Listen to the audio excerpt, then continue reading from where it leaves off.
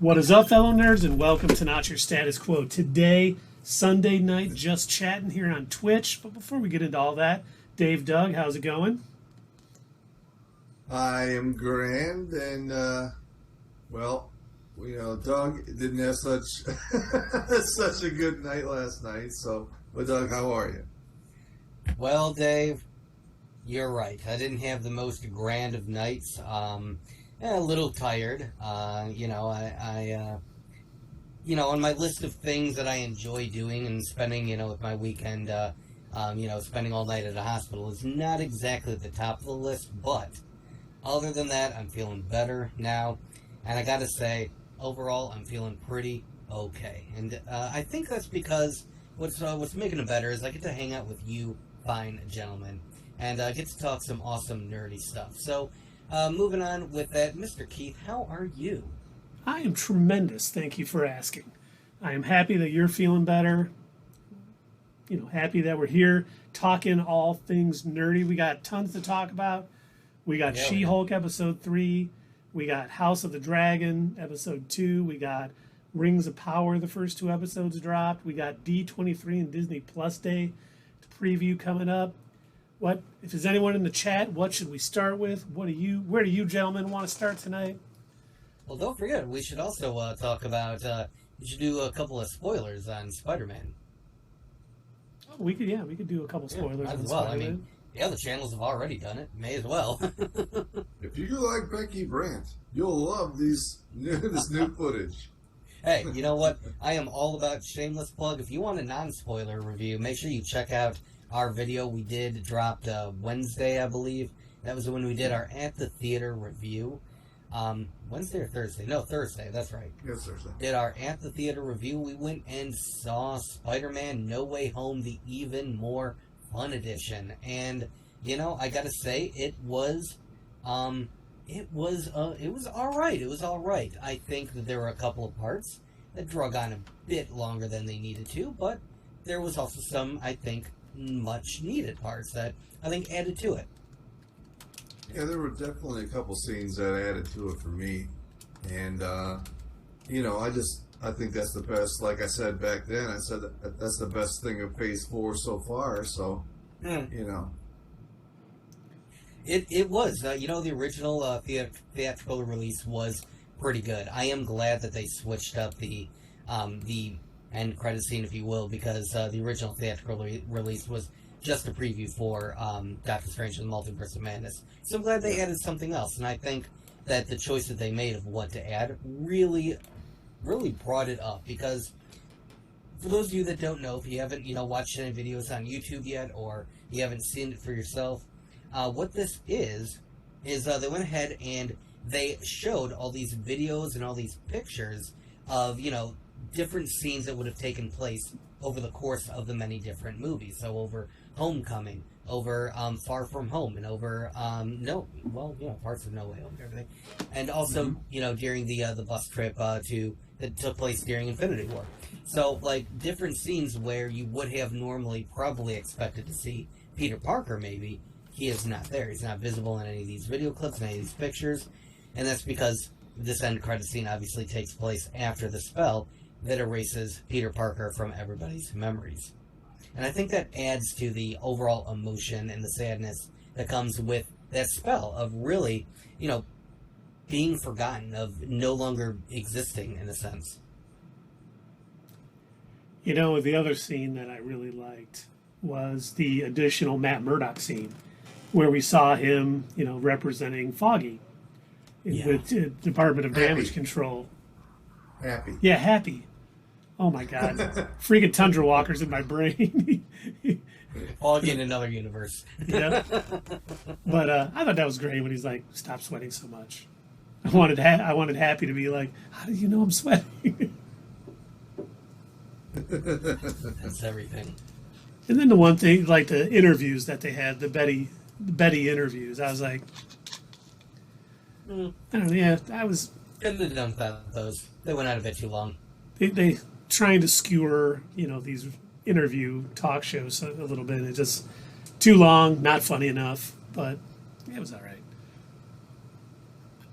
Yeah, and there were a couple scenes where it showed just like a couple extra seconds from a scene that was already in the movie, which was pretty cool too. I don't remember any exact lines from them, but they did matter.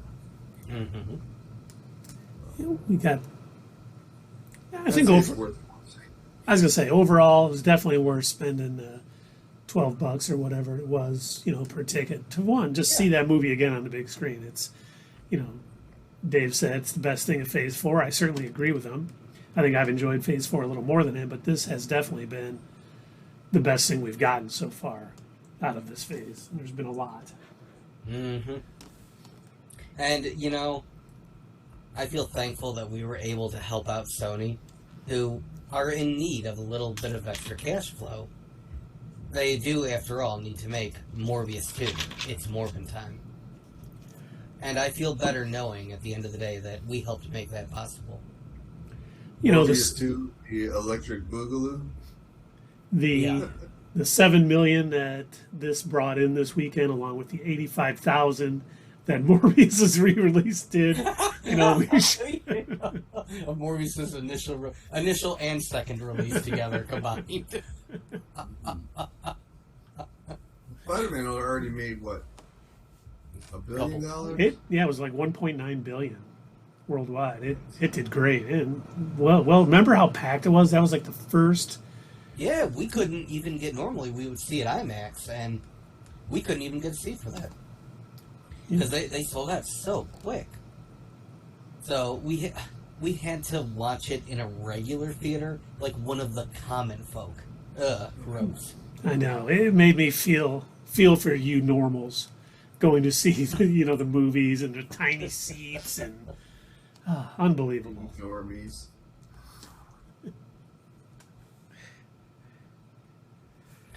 So we never did really give it a number rating when we did our at the theater review. Do we want to go ahead and utilizing the Doug scale? Do we want to see if our number rating is still pretty much on spot on with what we did with the original theatrical review, or has it changed? Where are you gentlemen at? I'm in my basement. On the Doug scale, I think I'd stick with a 9.5. I don't know if that's what I gave it last time, but it's worthy. It's an excellent movie. Yeah, I don't remember what I gave it the first time either, but it's certainly a great movie. I've watched it many times at the theater. I have, obviously, the Blu-ray and the digital copy, and was certainly still as enjoyable as ever, and probably give it a 9.2, somewhere around there. I mean, definitely worth seeing. So yeah, I'm kind of I also don't remember what I originally rated it, but I do remember that it was a bit more harsh when I did give it a rating, because we were also talking about overall, like, our kind of organizing our favorite Spider-Man movies at that time and figuring out like which ones we liked the best and everything like that. And I want to say I originally rated it somewhere like an 8.5 or 8.9 or something like that. Because at the time when we had gotten out of the theater, my initial thought was, it was fun. It's a fun idea, and it was all well and good. But I think at the time suffering from what how Dave, you're talking about. Sometimes you'll get superhero fatigue or medieval fatigue or whatever. I think I was suffering from crossover fatigue. It just seemed like it was a lot. They were trying to, okay, we need to have our, this needs to be the Spider-Man version of Infinity War and Endgame. We need to bring, this is going to be the Avengers of the Spider-Man. We're going to have all these villains. We're going to have all these heroes. And it was fun, yes, don't get me wrong. But at that initial viewing, it was just like a lot. And I remember coming out thinking, I just wanted a regular Spider-Man movie. I didn't need all of that. Well, and the thing that I really like what they did is we're getting that probably the next Spider-Man film, because when they got the rights back to him to bring him into movies, it was Civil War, then Infinity War, then Endgame. Mm-hmm. So much was going on. We had Homecoming and Far From Home, and then this, and at the end of this movie, he's pretty much by himself. He doesn't have the Stark armor. He made his own suit, so they really deconstructed him now because they couldn't when they first brought him in. They didn't have time to build him up from a kid in his his grassroots sort of self, and now they're going back to it, and I'm looking forward to it because I've always liked the more grounded Spider-Man stories. The street. I agree. Same. That was actually what I appreciated about Homecoming. I felt that it was like a very grounded Spider-Man movie. They had a good explanation of everything. It fit within the world of the MCU. It's established. It was just like a dude who had a family down in his luck, and he's like, you know what? I'm gonna steal this alien technology, and me and my buddies, we're gonna build some stuff. We're gonna become thieves with this technology. And honestly, I kind of like that backstory of the Vulture way more than some of the convoluted nonsense that they used to have in the comics. Which Adrian Toomes in the comics, like, he has a Vulture suit and he calls himself a Vulture, but like his whole thing is he's trying to get young again. It has almost nothing to do with the animal creature sort of thing that he's chosen, and I always thought that was a weird choice for the comic book version of the Vulture. So I did like that they kind of grounded it within this world. And I will say, going back to the No Way Home Even More Fun edition, I'm going to rate it a 9 point. Yeah, I think just a hard 9. I'm going to give it a 9 on the Doug scale because I don't remember what I originally rated it, but I do like it, and I think I would rate this viewing higher than what I may have previously rated it for that end credit scene alone. So I think that really added to it. You said it best, Keith, when you were saying, they kind of deconstructed Spider-Man. They brought him back to a point where, he had to make his own suit. He doesn't have the same backing that he's used to. He's going to have to really be the friendly neighborhood Spider-Man living in his apartment, trying to make his own money. And who knows what his next adventure is going to be like. Just imagine if it would be Vincent D'Onofrio's Kingpin, and we get like a Daredevil team up for that. That would be just phenomenal. There was a comic book story arc where Peter Parker went to work for the Kingpin before he knew who he was, and I believe he got the Kingpin ended up. I want to say he blackmailed him or something. No, not blackmail. He set him up. He set Peter up to take the fall for some of his crimes, and he had to have Daredevil represent him in court. That would be phenomenal. That would be great. So it'd be kind of cool if they adopted that into a movie or something. By the way, before we go any further, you gentlemen need to show off your new gear for our audience. Oh, wait. Which are you talking of? Which gear are you talking about? Are you talking about this wonderful piece of art that I received in the mail? That is pretty cool. Captain Keith. It looks amazing. The artist didn't make me look as fugly as I normally am. So kudos to Sierra. It's awesome. I got it in the mail yesterday. I was like, wow. That is some nice work right there. And then, I keep forgetting I have earphones in. Yeah. And then also we got our new shirts in at our swag shop. Ooh, Doug did a great job. Heavy. Very She-Hulk, attorney at law sort of vibe to it. It looks great. It's our name. You can go to the swag shop, support us. We would greatly appreciate it. Very nice. We're going to have to have a, I don't know if her DMs are open for art submissions, but we'll definitely have to provide that to everybody. So if they like what she's done for us, hopefully send some work her way, because she's definitely a very talented young lady. We appreciate it. For sure. So where should we go next? Speaking of our She-Hulk design, should we go ahead and move into this week's episode, or I guess today's Sunday, last week's episode of She-Hulk? Let's. All right. So we finally got episode 3 of She-Hulk, and finally, at least in my opinion, we got, I think, something a little bit more happened. We got a little bit more, in my opinion, more substance to this episode. Were you guys shocked at how wrong we were about his 7 soulmates? Yes. I did not expect a bunch of Susans. Yeah, that was a surprise to me. I thought they were going to remain a mystery, and then we'd all know it was the Thunderbolts or Val, you know. But what the hell? I didn't expect that at all. But, Okay, all right. Twist upon a twist. It is still Val. Val rounded all these women up and is funneling the money through them. See, the first thing I thought when I saw it, I'm like, okay, he's going to get paroled. He's going to be on his, Namaste farm with his 7 soulmates. And the post-credit scene is going to be Val walking in like, can we chat? Mm-hmm. Either that, or his soulmates are all going to be scrolls. And it'll lead into Secret Wars? Secret Invasion. Secret Invasion, thank you. Scroll Watch. I noticed they were looking a little scrully. Well, here's, when this is the one, it's jumbled up in my head because Thursday just seems like an entire week ago to me. So, here's my question. Is this the episode where he revealed he can grow and shrink at his own Yes. leisure? Okay.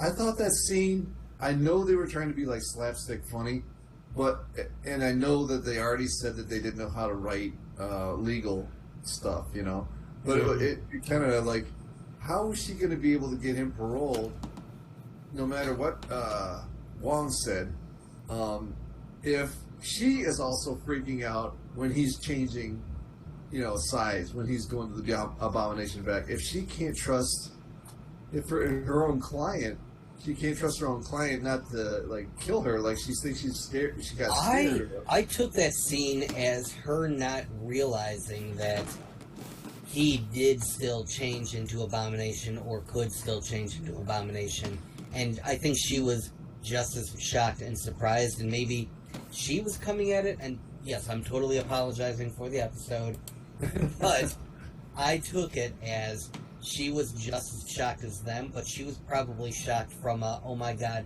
this is going to ruin my case standpoint. I just promised these people he will never be Abomination again, and he's totally throwing my case in the trash. And he's like, no, hold on, let me show you. And she's like, no, stop, don't do it. Do not do that. But she looks scared, and I don't think that they would let him go after everybody. Yeah, I guess looking scared might have been the wrong choice. I don't think she should have. I think if they were going to give her any sort of CG emotion, it should have been that she looked more annoyed or upset, like, oh my god, all this work that I put into. What are you doing, you moron? Yeah, exactly. We're already behind. I do agree with you there. We're already a little underwater because you are sneaking out to participate in Fight Club. Right. Yeah. Well, he didn't do that of his own accord, so. I have a question about that, actually. And I meant to bring this up last time. Wong made it sound like that this was a one-time thing, that he got him out and had him fight because this was something that he apparently had to do as the Sorcerer Supreme, which didn't make sense. I thought it was implied in Shang-Chi that he was doing this as like a kindness gesture, that he was trying to help Abomination work through his, anger issues and figure out a way to control his transforming, and that learning how to properly fight was part of this, and that this had been done multiple times. Not that this was some weird one-off situation. Yeah. I think he just made up that whole thing. I needed it, so I took him. It was all me. Because if he would have said I was teaching him to do this, it took away from all of the things that was said about him previously. Oh, he's been, teaching us all to meditate and do all this. So I think Wong just totally lied about it, because even in Doctor Strange and the Multiverse of Madness, or no, it was No Way Home, where he's like, yeah, he's a Sorcerer Supreme. Not a technicality, because I blipped. Yeah. And Wong, I don't know if he could be held up to America's laws in that situation, right? Because he's not from America, right? Where's he from? He's from Kamartaj, which is that India? Nepal. So who knows if they're can be held legally responsible for something like that, in our country. And he showed he didn't really care, because they were like, that's a crime. He's like, okay, I'm out of here. Yeah, I think when it comes to comic books and comic book characters in the world and everything, I think the whole idea of where someone's from and where they're allowed to operate just kind of gets tossed out the window because, like, even with the Sokovia Accords in place, it's still a little weird. What Accords? Got the Sokovia Accords? Is that how it's pronounced, Keith? Yes, as long as I don't have to say it. Yes, Oh. yes. I was like, oh god, did I say it wrong? No. No, so anyway, even with those in place, I feel like, just having mostly American heroes just kind of gallivanting wherever the hell they want probably wouldn't be allowed in normal everyday life. And having a sorcerer who is from Nepal, just kind of live in New York sometimes and go wherever the hell he wants doing magic, probably also wouldn't normally be allowed. I mean, when you think about it, this Right, guy exactly. comes in, Don't think about it. he comes in, he gives this guy an excuse that they're all supposed to just accept, and then they inform him that he broke the law. He's like, well, fuck that, I ain't gonna pay for that, I'm out of here. Mm-hmm. You know what He I mean? he almost Well, didn't that's even a seem trustworthy like source. he was just like he was so non-caring, so nonchalant. He's like, well, I gotta go. See you guys later. Blah blah, Mhm. and just left. Like that's below me. I'm the sorcerer So supreme. Man. if that had been Stephen Strange, I don't even think he would have bothered to show up. Yeah, probably not. But you know what? For this They probably episode have too, things to worry about. I liked that they had like a second storyline with her rival, lawyer being tricked by that shapeshifter and Pug representing him because Pug is a big character in the She-Hulk comics, so it's nice him getting a little, Yeah, he's at like 6'10", right? yeah, 6'10" and a half. But it was nice seeing him. It was nice. That Dennis character is so one-dimensional, and it just cracks me up. He's just so shallow, so terrible, and I love that the whole defense was basically, yeah, he's an idiot. There's no- there's no way he could have fell for that. No, he Oh absolutely no, could he have. definitely could have, and he did. And Tundra Walker has joined us. What is up, fellow nerd? Waiting for House of the Dragon. Yes. Oh, got to duck back out. Well, thanks for joining us. Enjoy your weekend, Tundra Walker. Always good to say hello. But yeah, I enjoyed this episode too. I know there was a lot of backlash from. Apparently, people were upset about two main things that I saw online. People were upset about the appearance of the Wrecking Crew, and they felt that they weren't done as much justice. And people were also upset about the end credit scene. Yeah, the twerking, which Yes. I thought that was great. I know what it was. I mean, because earlier in the series, she walked by a boardroom, and all the CEOs are in there and just laughing and having a good time. Mm-hmm. And then so this episode, everything goes her way, so she gets to laugh and have a good time. Yeah. And Pharaoh Hero, he's at work, but he's lurking. Thank you very much for the lurk. We definitely appreciate that. Hopefully you can tune in. If you do get some time to chat, please do. We love engaging with everyone. Excellent. Glad to have you here, man. Speaking of the we're talking She-Hulk right now, and we were talking Spider-Man No Way Home, the even more fun edition earlier. And speaking of the Wrecking Crew is some of my favorite villains. And I do, like, when I saw what they look like now, I was kind of like, that's not good. But I keep thinking, they're going to come back, and they're going to have enhancements, and they're going to keep getting powered up. What we saw was a very early edition. So Thunderball, Pile Driver, Wrecker. The one thing that I have to keep reminding myself about this particular show is this isn't meant to be like any other MCU show or movie. It's meant to be a sitcom first and foremost. It's meant to also be more of less of a superhero show, more of a lawyer that happens to be a hawk with a bunch of in a superpowered world. And the thing, So that's the primary vehicle that this show is. So every time I think, oh man, we're gonna get this huge fight and these villains and superheroes, and it's gonna be, I have to remind myself, wait, that's not what this show is about. But we did get a little tease when the Wrecking Crew was trying to get a sample of her blood, and when they were fleeing, and he's like, the boss isn't going to be happy. Now the question is, who's the boss? Who is well? Val. I'm not talking the '80s sitcom with. Tony Danza. See, I don't think it's Val. You know who I think it might be? Who? Kingpin. No, Samuel Stearns from the Incredible Hulk movie. They brought Tim Roth back from that movie. Okay. And if you remember, Samuel Stearns in that movie, had samples of the Hulk's blood. And it ended up turning Tim Roth basically into the Abomination. Bubbling at the end. Mm-hmm. And it connected with him too, and his head started bubbling over. For those of you who don't know who Samuel Stearns is, he's the leader. And he is, as everyone likes to say, he's as smart as the Hulk is strong. And I think they're setting up the leader to come back. And he obviously wants some more gamma radiated blood to do his experiments. And I know a Mountain Dew 2 liter would do them then. Yeah. But we saw in the one trailer, we saw She-Hulk like taking on these two dogs. And I wonder if they're going to be the leaders like guard dogs, sort of gamma radiated dogs like we saw in Ang Lee's Hulk from 2000 whenever. Mm-hmm. And I think they're setting up the leader, but if it was Kingpin, that could also be a nice little avenue to go down, because obviously Kingpin wants to gain power more and more.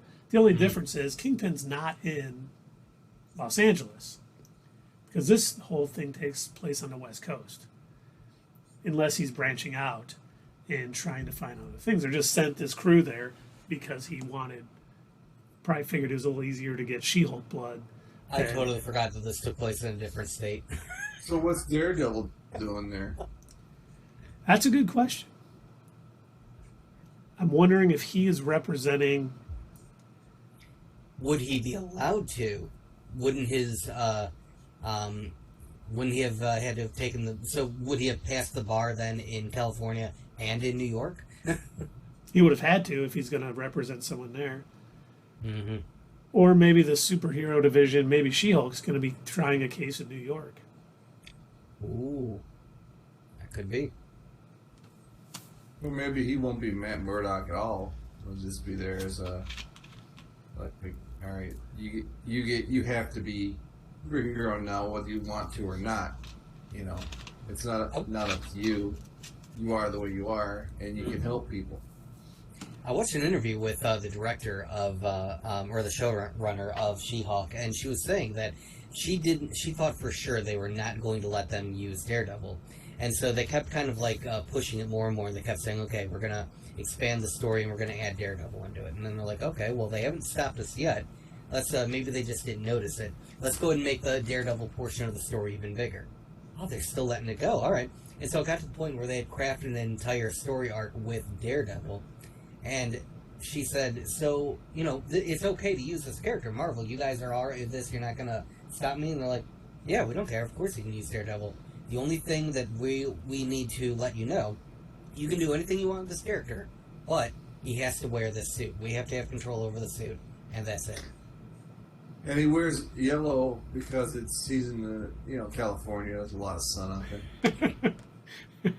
And he can't tell anyway. That's all he knows. He's like, I want to be stylish. I know this is yellow. I can feel the vibration of yellow. I'm the Daredevil. It's got to be red, all red. All we got's yellow. Don't tell him. He won't care. It's dark. He won't tell. He won't know it's yellow. So is it an awesome red suit? It sure is. Amazing. Holy crap. Hulk's gonna be like, so what's with all the yellow? Damn it, they lied to me. He told me it was red. But as far as that aspect of the show, I really haven't thought it was that funny at all yet. I hope it does, but I haven't seen anything really funny. See, I've laughed a few times. I do see they're trying very much to be like a 30 Rock-esque show. And 30 Rock is great. They're not coming close to being 30 Rock, but I see where they're going. And it's, a few things have made me laugh here and there. It hasn't been like, I have to pause it because I'm laughing so hard. But, they've got a tough job right now to kind of try to be funny and also intermingle some of these superhero storylines in there. And, you know, so far, I've been enjoying the show. You know, on the Doug scale, I'm definitely not giving it a 9, but, you know, it's above average. And I think, you know, Doug talked about it last week. We've talked about it a few times. They sent out the first 4 episodes for all the screeners. So I do think maybe this week, once we see this episode, it's going to start tying everything together and kind of hit its stride. So it's going to only, you know, keep getting better from here. We're going to see, you know, that story really start to unfold in this next episode. At least hopefully. I hope. I am still sticking with that, by the way. I still insist that they should not have released this one weekly. I agree. You know what? They shouldn't do that with every show, every new show. I guess Netflix doesn't do that still. But every new show is doing the weekly release thing, and then it's not going to work for every show. You know? No. They got to get out of that cable TV show mindset. The thing is that it worked for a show like WandaVision, where they had set up enough cliffhangers, enough mysteries, and they had crafted it to be a TV show. So it worked. We had plenty to talk about at the end of every episode, to the point where I think isn't that where we invented our What's Next series? It is, yes. Of WandaVision? Yeah. And it was to the point where, like, we have to do these quick, like, mini, basically, theory paloozas at the end of each one of these episodes, just because so much is going on. And that was the perfect show for it. But almost every show after that kind of fell a little short of what WandaVision did, where it didn't have quite the ultimate cliffhangers. It didn't have quite as many water cooler moments. I'd say the next one that maybe came closest to that would be Loki, and then maybe Falcon and Winter Soldier. And Hawkeye had some pretty good moments too, like that, where, you know, like, why, what's with the watch, whose watch is it? You know, they've all done a pretty good job. But yeah, WandaVision really set the bar high. It really did. For that. And as much as I wanted to watch that all in one sitting, it was nice to have that break and be like, okay, let's talk about all that went on. It really, it became almost a viral hit, to the point where you had people that didn't really get as invested in Marvel stuff before they were watching WandaVision, and all of a sudden you've got, you know, regular people who wouldn't normally be theorizing with us, like, oh my god, I wonder what that means. What does the commercial intermission mean? What was the deal? Who's the beekeeper? It's all these different, like, things people are trying to figure out what the hell is going on. And even people who, again, wouldn't normally be talking nerdy stuff like this with us were getting involved. Yeah, the whole thing with, you know, the devil's in the details and, you know, big red gum and all that. You know, they did that on purpose, and it just set the internet ablaze. Yeah, but when it didn't pay off, people got angry. I mean, no, not right in the streets angry, just like, I might not watch the next show angry. That still worked, though. It still worked because people were still talking about it. That's, you know, as much as I dislike that part of, that aspect of social media, their algorithms, mostly like on Facebook and Twitter, it's driven towards angry reactions. And they will actually push into people's feeds more like venomous sort of. You know, the first 3 phases, I could go back and watch any of those movies. Mm-hmm. You know, I get excited where I would watch them from in chronological order, and then I could watch them in the order they came out. I'm okay with all that. I've done that. There's only a couple things in Phase 4 that I would want to watch again, and I'd still want to watch Spider-Man again, even though I saw it the other night, you know. But as far as all these TV shows, I don't think, for me anyway, that any of them been really good enough to go back and watch again. Yeah, you know, I have thought about that. I don't think any of the shows that we've watched so far have what I would consider replay value. Like, I don't think I've had it in me to go back and watch any of them again, other than when we would, you know, watch an episode, and then before we were doing a video on it, I might watch it again, or might, you know, skim through it to get, you know, but a year later, I haven't thought much about it. I haven't wanted to. I don't know. See, I would rewatch Loki. I would probably rewatch WandaVision, maybe even Falcon and the Winter Soldier. Miss Marvel, I probably would. But have you? No, I've not. Neither have I. That's what I'm saying. I But- have You know what? rewatched many of the But you were things. making it sound like you wouldn't. See, I I, would. don't know that. I don't know that I wouldn't. But I haven't wanted to so far, and it's been, for some of these shows, it's been at least a year since they aired. And Hey, where Dan. I've gone back and I've rewatched these movies, a year after they've aired, or even before then, I haven't done that with these shows, and I haven't. I guess I just haven't wanted to either. By the way, Doug, I want to say this could be our guy. This could be that positive guy that we were talking about at the theater the other night. Yeah, This could be him. could be a good fit. Yeah, let's run with it.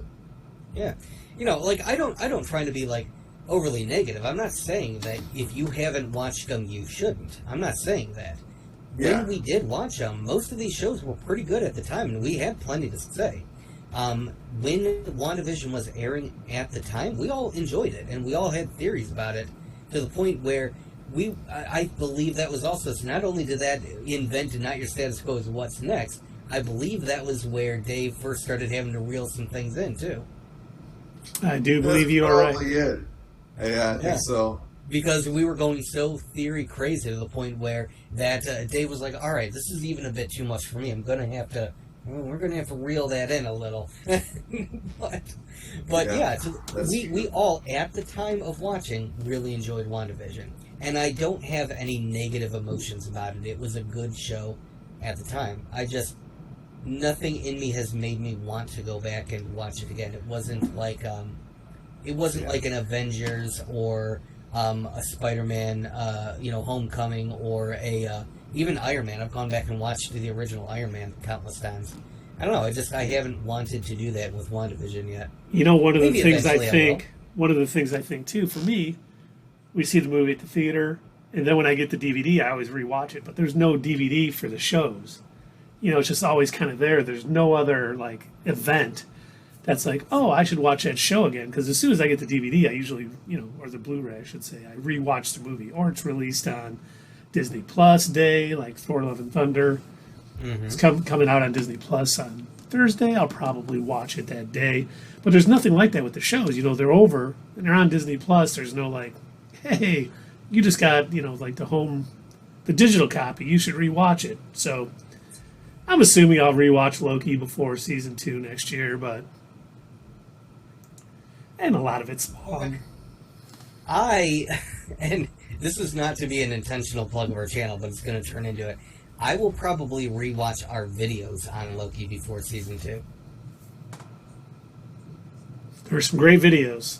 You guys out there should definitely go check them out. What do you guys want to move on to the Rings of Power? Do we want to talk Rings of Power, D23? I'd say let's go to the Rings of Power first. I don't think it'll take us that long. Have you watched it, Doug? I watched the first episode. Yeah, me too. So. Oh, I've watched both. Yeah. Well, we can talk about what we know anyway. Yeah. Let's go.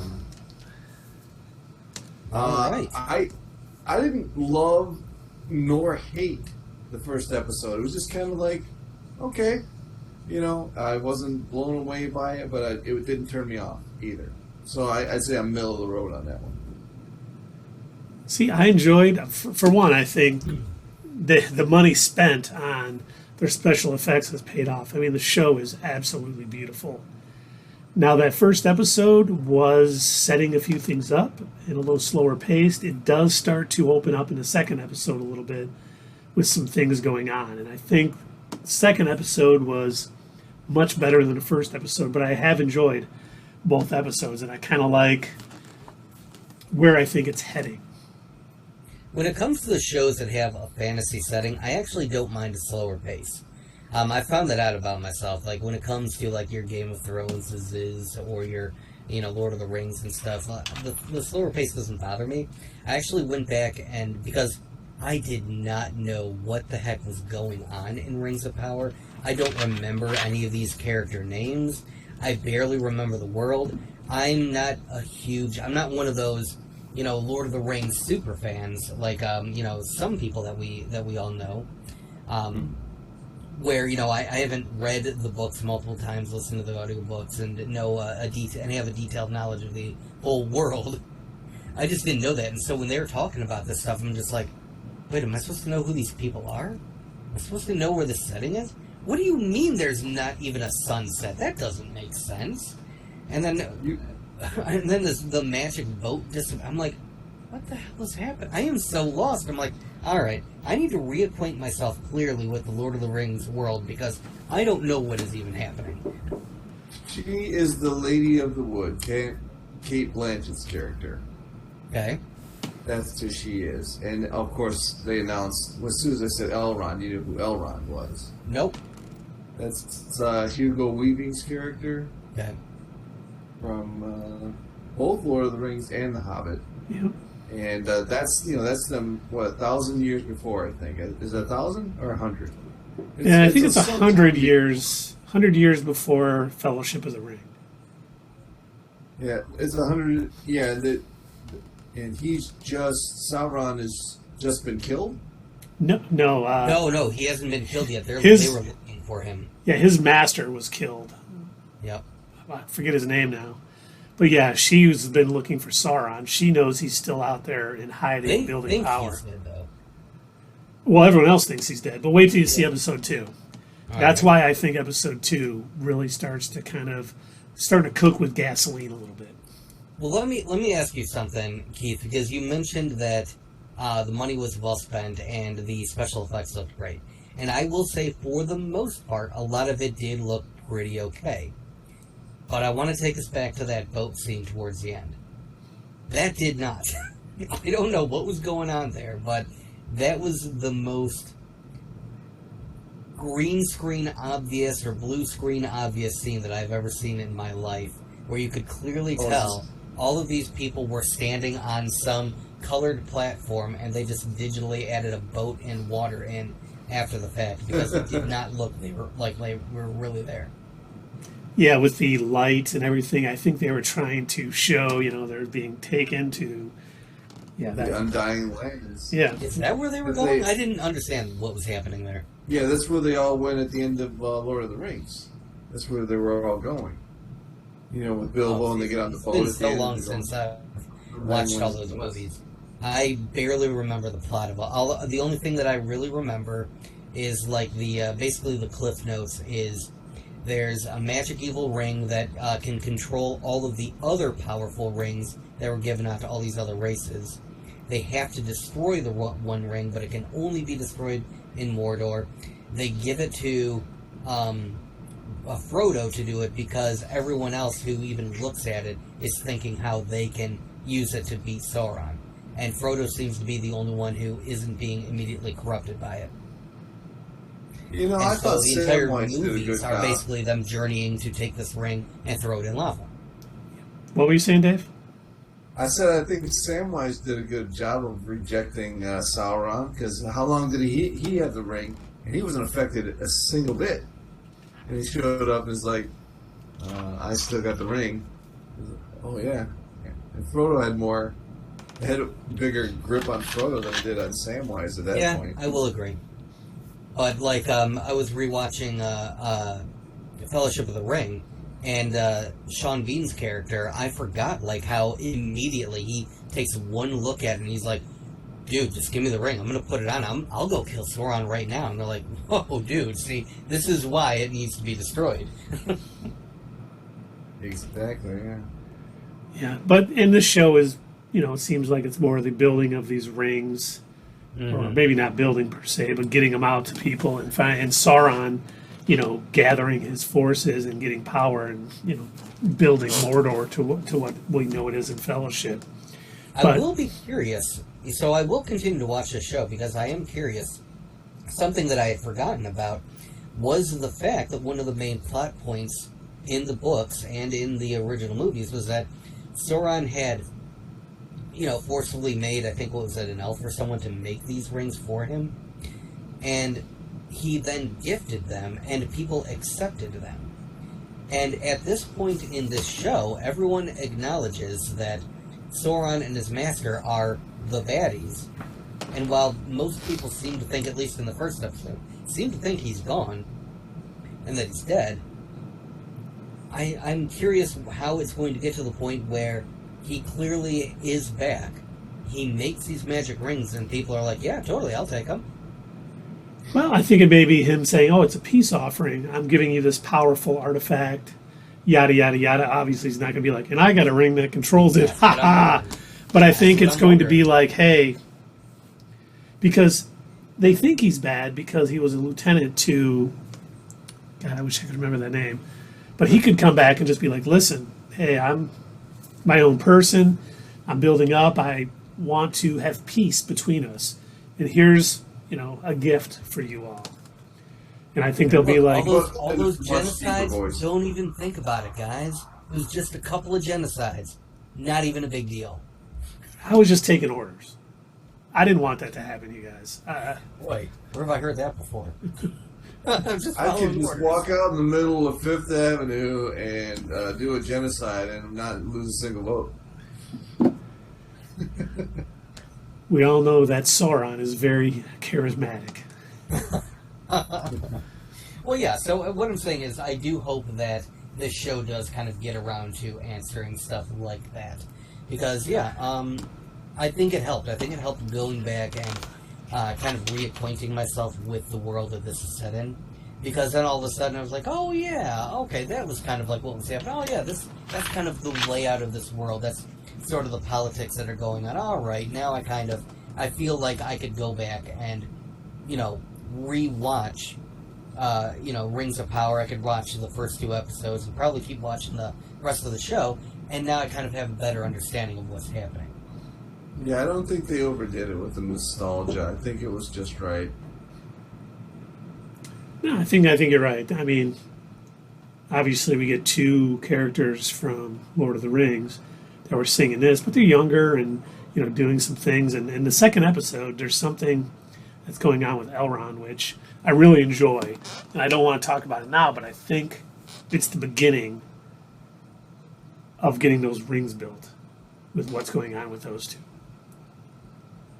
And I like the guy who played Elrond too. He did a real, when you got to follow up Hugo Weaving playing the same character, but he did a good job.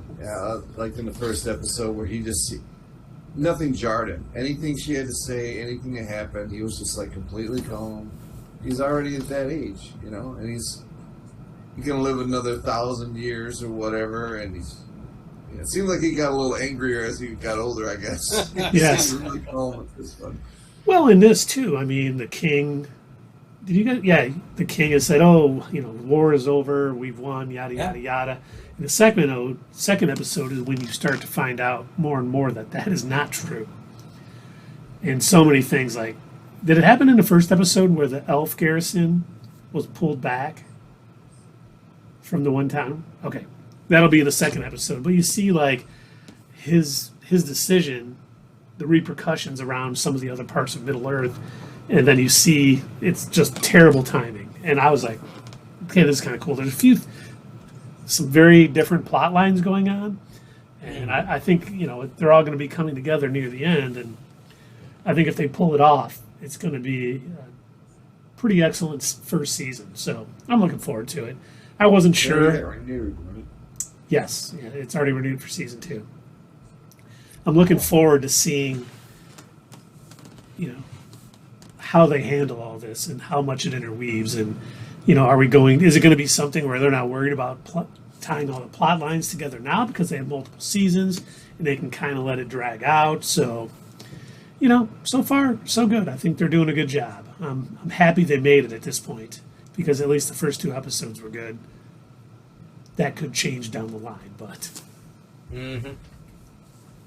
That's all Sunshine over here cares about is the first 2 episodes. Anything after that, and forget about it. It doesn't matter. It was an excellent show. Just making fun of you. So You didn't like me calling you Sunshine? Is that what it was? no, that doesn't bother me. I always look for the good. you know, writing and acting and all this is not easy. And so, you know, I tend to give people the benefit of the doubt. I don't get too critical on silly things. I just try to enjoy what's there. And I get overly critical on silly things. And Leon's getting larger. That's from Airplane. Anybody? Come on. Good job, Dave. Good job. Looks like I think all of our audience who were born in 1999 and later are definitely going to get that quote.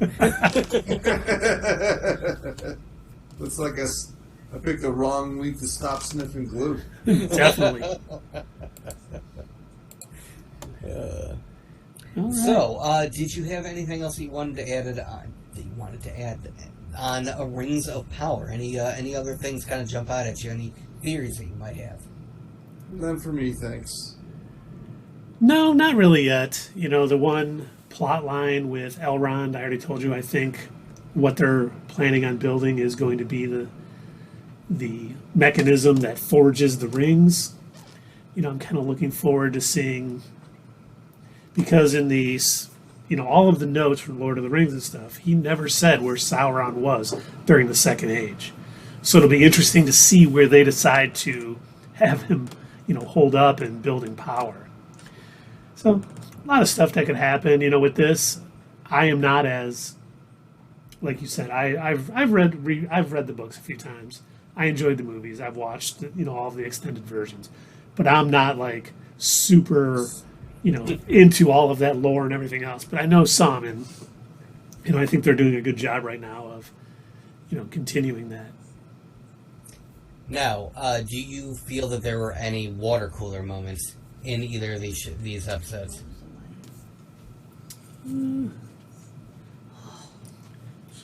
Sorry. I assume you're asking Keith. I am, yes. You know, I think there might be with some of the stuff in episode 2, the burned out village, and what's going on. What? Wait, I didn't see that. Spoil it away, Keith. Yes, yeah. Well, basically, when the garrison is getting pulled back, there's an elf who's kind of in love with a human woman in this one village they that did they're show that in protecting. episode 1. Yeah. Yes. So they're pulling back. He leaves and goes seeks her out. Mm-hmm. And while he's talking to her, a guy comes up and he's like, "Can you heal animals too?" He goes, "Something's wrong with my cow." And she's like, and the sludge came out of the udder, yeah. "Yes." And so they go to this town and they see it's burned out. Mm-hmm. And there's tunnels underneath. And so the elf goes down in there to check it all out. She goes back to town. The elf ends up getting captured by, looks like orcs. And it was kind of a nice little scene. He's kind of running from it. And then finally he's kind of with his back to it. And they come up behind him and grab him. And that's kind of the last we see of him. But when she gets back to town, her son has that sort of Sauron artifact, which I'm not sure what it is yet. I don't know. That's right. They opened up the floorboards in the barn. Yes. Yeah. And he still has it. And he hears, in the first episode, you remember, he's told his mom, the rats keep running underneath. Well, he starts hearing things underneath again. And he cracks out some of his floorboards, and there's an orc down there. Oh, and by the way, that kid, totally not important, terrible friends. Friends are kind of dicks. yes, absolutely. But, you know, the orc ends up coming up and they end up killing it because she went to town. On. Everybody just let that go. He said absolutely. Did I say it? Yes, you did, sir. Excellent. And they end up, you know, she's trying to warn the town. She's like, they're coming this way. We're all going to die. And they're like, stop. We have no proof. Stop, you know, doing this, yada, yada, yada. And then she goes back home, and the kid's in hiding. And then the orc's kind of coming up from the floorboards, and she hides in the closet. And then her and her kid end up killing this orc, and she takes the orc head to this place, and she's like, we're leaving at sundown for the elf thing. And, you know, I think if anything, that's going to be sort of that water cooler moment. You know, why are the orcs burrowing underneath? What's their plan? And how is this going to tie into what's going on with Elrond and the dwarf? Because Elrond goes to the dwarves because they're trying to build this thing that has a forge hotter than, you know, Mount Mordor and blah blah blah. But they don't have enough people to build it. The one guy's like, we need to have this built. It was a very, I don't want to say odd moment, but it stuck out to me because he's like, we have to have this built by spring or something. And Elrond's like, we need an army to do that. And he's like, yeah, and all I got was you. And so they end up, he goes, I'm friends with the dwarves, so he's going to go to the dwarves and see if he can get them to help. But the fact that that one elf was like, we have to have it built by spring, made me think that he might not have been controlling that. Like Sauron is maybe controlling him a bit. Like, this needs to be built by spring. We need to get this moving. Kind of like the whole Saruman moment where you find out that, you know, he's not a good wizard anymore. He's a bad wizard. Shame on you. Tolkien, screw you for putting their names so close together just to confuse people. I mean, come on. You know he's dead, Dave. Sauron, Saruman. Wait a minute. Wait, what? Wait, which one? Are they twins? Is this Michael and Frodo, Bilbo? Yeah, they got the O's. Well, Samwise is, I don't know. You know, and then the other possible water cooler moment is the comet guy who crashed down near the Harfoots. Yeah, I was wondering what was up with that. I ended up, like I said, I shut it off and I ended up going back to watch Fellowship of the Ring, which I forgot how long that damn movie was. Huh? Fellowship of the Wing? No, it's the Ring. But anyway, I went back and I watched that. So I didn't end up going back and watching the second episode of Rings of Power, and I meant to because that was kind of a water cooler moment for me too. I'm like, oh, what was going on with that? And you do see a little more of him in the second episode, and it's kind of interesting. It almost seems like they're trying to show him being evil, but I don't really believe he's evil. And she keeps coming back, and they come back with some lanterns, and he ends up using fireflies to show he's basically looking for a consolation.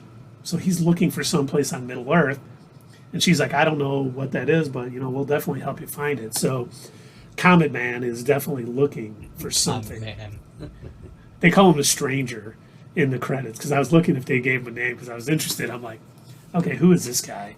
Is this in any of the writings? But they're just calling him the Stranger. So obviously, if they know, well, they know who he is, but they're not revealing it yet. So I thought that was kind of interesting. And just he can't communicate with them, and they basically get through by just gestures, and then they kind of figure it out. So that's one of the plot lines that's going on. We got the orcs burrowing underground, and then we have, Elrond and this master elf craftsman is going to be working with some dwarfs, it looks like. But we do find out Elrond hadn't seen his friend in 20 years. And when he goes to the dwarf compound or the dwarf, kingdom, he's not happy with him. And he's like, we're going to bust rocks. And whoever quits first, if you lose, you're banished, never to come back. And if you win, yada. And he ends up, we find out he's just mad because he hasn't seen his friend Elrond in 20 years. And he missed his marriage and he has got kids. But they basically sort of patch it up. And he's like, basically I want some of your workers because this place is beautiful. What you guys did in 20 years here is amazing. And he goes, okay, I'll talk to my dad, the king.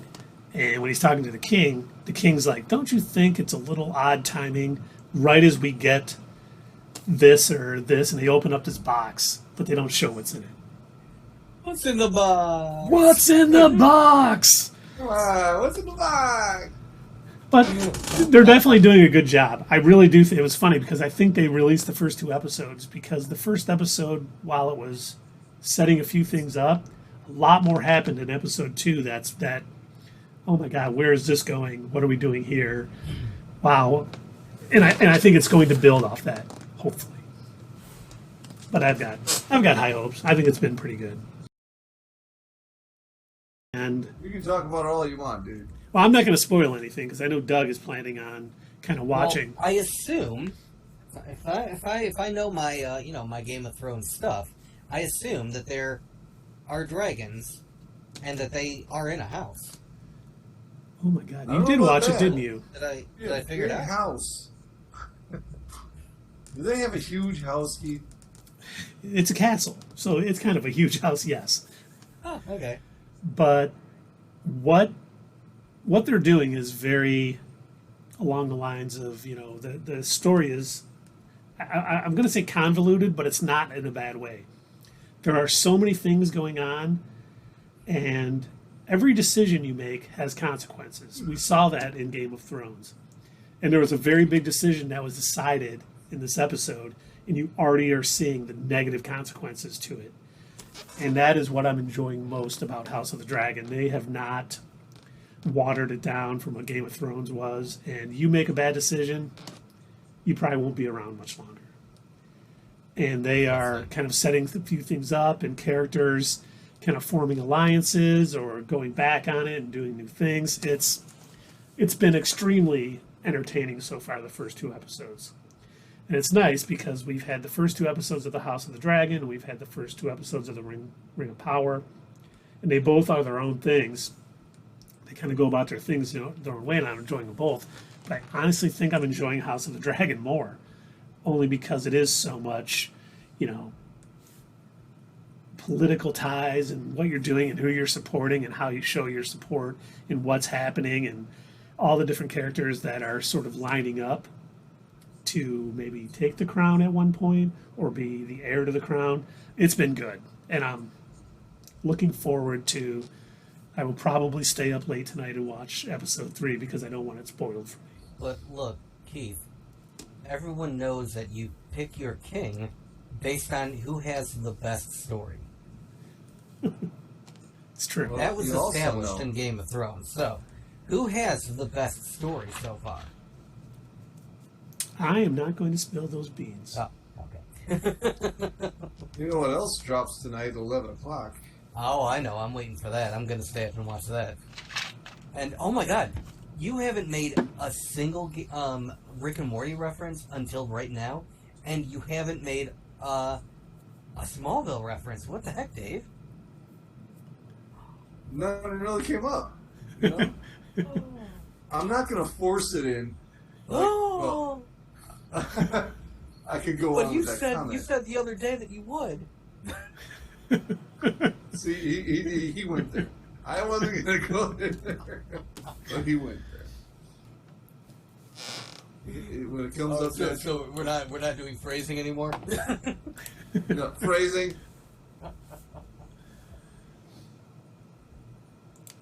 But I think that's all we got tonight. I don't know if anyone out in the chat has anything they want to add, anything from these fine gentlemen I'm sitting with here, but what comic did Damian Wayne die in the New 52? Oh, Did Damian Wayne die in the New 52? I wasn't aware that had happened. no, I thought he was just robbing it away. Robin in a way. that's the title of his own arc. Yeah, he's got his own Damian series. Wayne, Robin in a way. Oh, that was my favorite. It was 42 comics. Oh, I collected them all. Damian, where are you going? I'm going to Robin it up. Robin it up. Robbing it up. It's Robin time. Isn't No, that he Morbin must time? He must be No. thinking of Tim. Drake. He must be thinking of Tim Drake. Or Jason Todd. Jason Todd was killed in Death of the Family. I don't think Tim Yeah. Drake was killed either.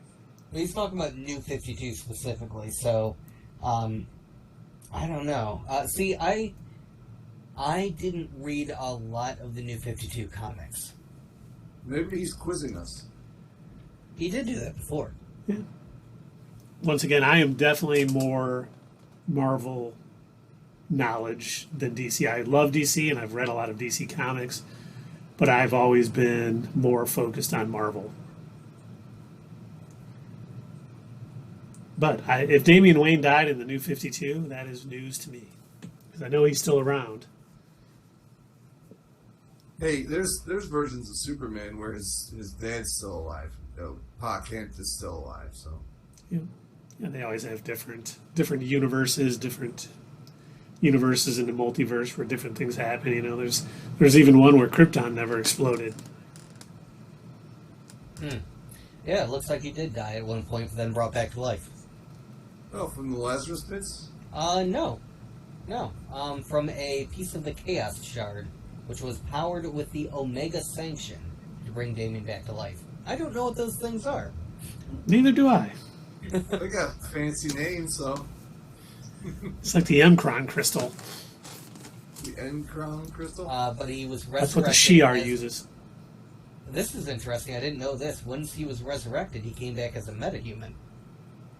As a what? Metahuman. It's basically the mutants of the DC universe. Oh, yeah. I just thought I couldn't hear what you said. Oh, yeah, yeah. Like, they always use that term on the Flash show, that they're all meta. Mm-hmm. Let's see. Sean Storm 98. I don't like She-Hulk. There. I said it.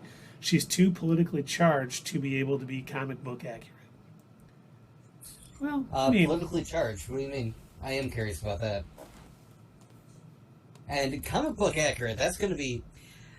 See, I don't know, because I've read some of the She-Hulk comics, and they are kind of nailing the feeling of her appearances in the comic book, minus the parts where she jumps from one panel to another, just That would because be obviously this is you know, a show and not a comic book. But otherwise, they kind of got it down. Like, she's a big old goofball in the comics too.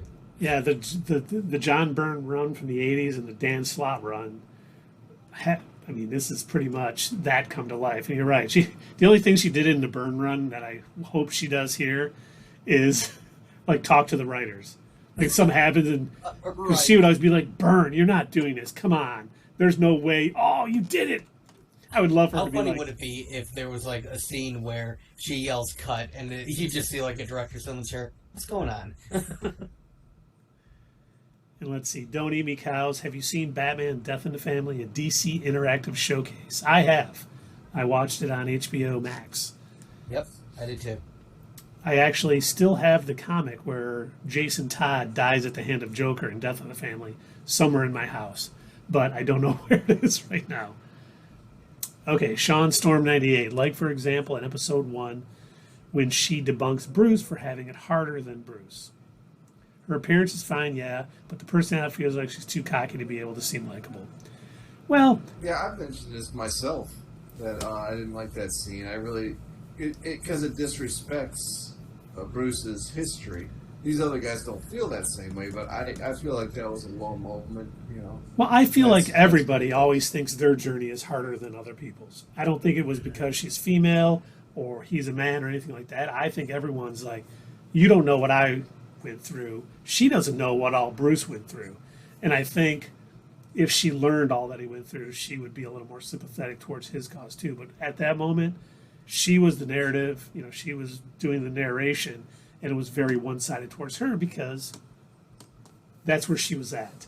And I think she's going to grow and learn that, hey, he went through a lot being the Hulk and all the things, you know, that most people probably don't know about the average person, even though it seems like the average person in the MCU knows a crap ton of what went on. But You know what I Plus, will she's say his about cousin. what I'll say about that, about her being cocky. Look at Tony Stark, Iron Man. Look at Star-Lord, Peter Quill. Look at a lot of these main characters of these, you know, they are also cocky. I think that comes with the territory of being a main character in an MCU project. I think it's allowed. it's almost like, you know, the best quarterbacks in the NFL are usually walking that line between confidence and conceit. And that might be what helps make a superhero great, is also, you know, a little extra confidence. And then Well, don't add. You know, there's a difference, like, because you do see the vulnerable side of Tony Stark, along with the cockiness. You know, are we seeing the vulnerable side of She-Hulk? You know, or is it just like, all right, she's got a handle on it. Now let's move forward. You know what I mean? There's got to be a something for that hero to overcome. I think that's what he's saying. Okay. Well, and I think, you know, we saw a little bit of her with the crowd, the guys, when she was leaving the thing, you know, hitting on her and not letting her just walk away. They're like, no, let's talk. She's like, I'm good. My boyfriend's coming or whatever. So I they've think kind we of shown do that a need- little bit. We do definitely need more episodes to kind of show us a bit more, to learn more about her and get, you know, because We've only gotten the first 3 episodes so far. Mhm. I'm going to keep saying it. I know that I'm going to sound like a broken record. I don't think this should have been released 1 episode per week. And I really think we should have gotten a good chunk, at least, at bare minimum, 4 of them dumped right away. And Because I think we are missing out on a lot of information here.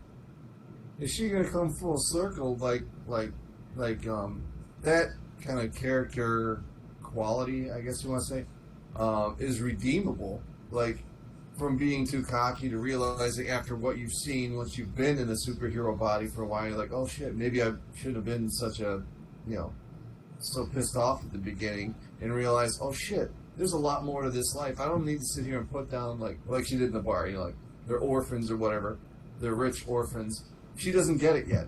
Maybe at the end of the series or at the end of the season, she does get it. She's like, oh shit, I was wrong. There is much sacrifice involved in being this kind of hero, and whether you want to be or not, you are a hero.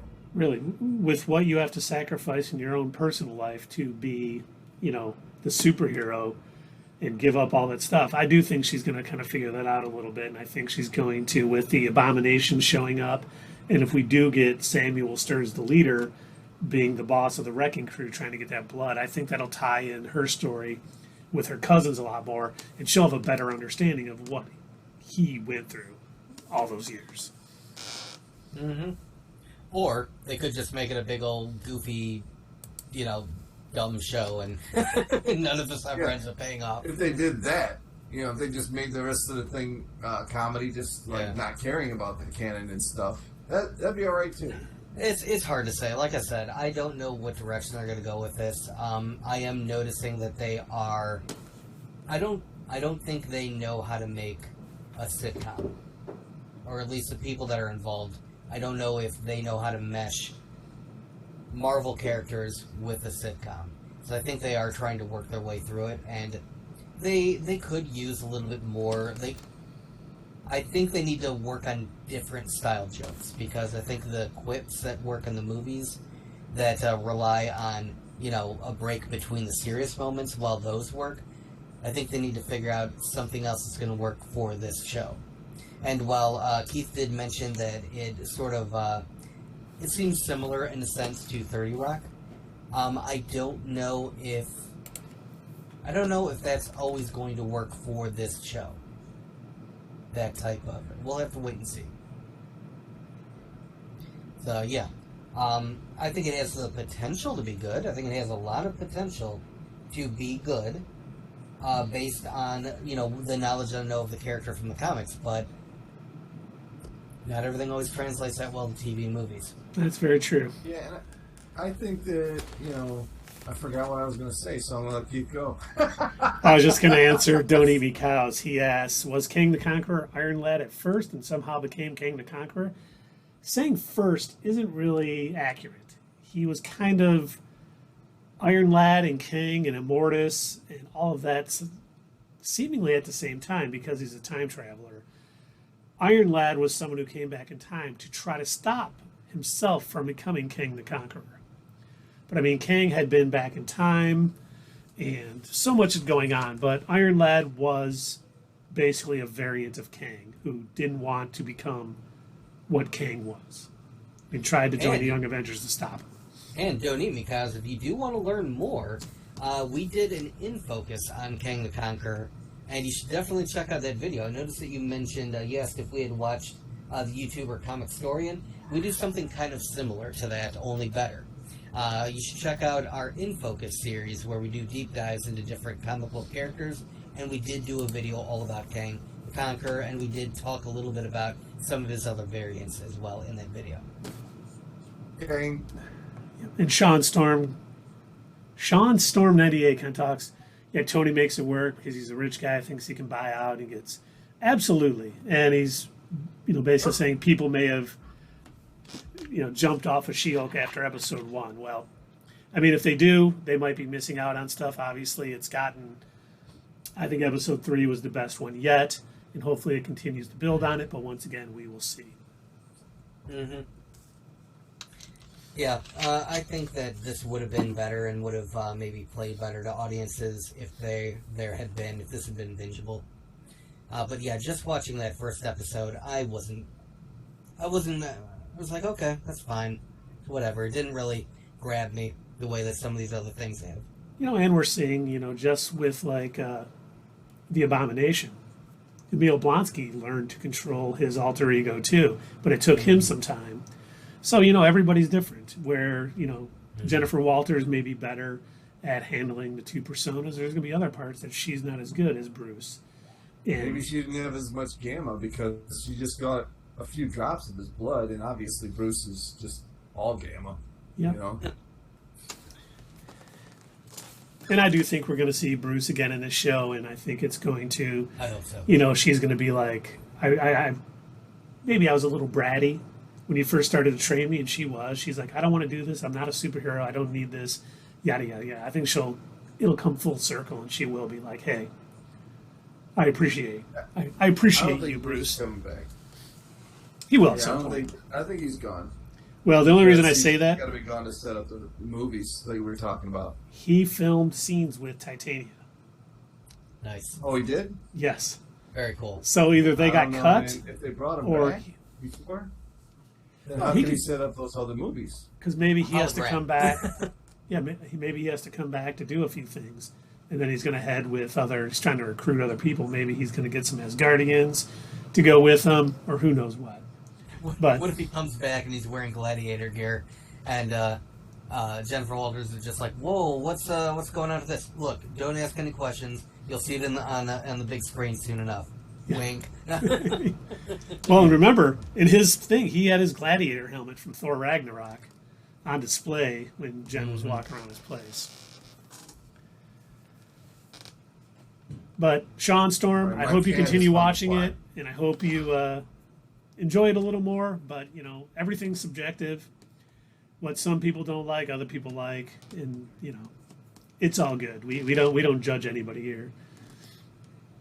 But I think that's really all we got tonight, everybody. It's been fun. We'll have a lot more to talk about D23 and Disney Plus Day. Obviously, next Sunday we'll be back this Wednesday for Let's Play Guardians of the Galaxy Part 7, I believe, 6, one of those. Part 6. Part 6. That's always a lot of fun. We get a lot less viewers, so hey, come out and watch us play and talk comics, and we'll be ready for She-Hulk episode 4 and Disney Plus Day and everything going on. And D23, yeah. Yep. But please, Next Sunday. hit us up at Twitter, leave a comment down below, and we will see you all next time on Not Your Status Quo. But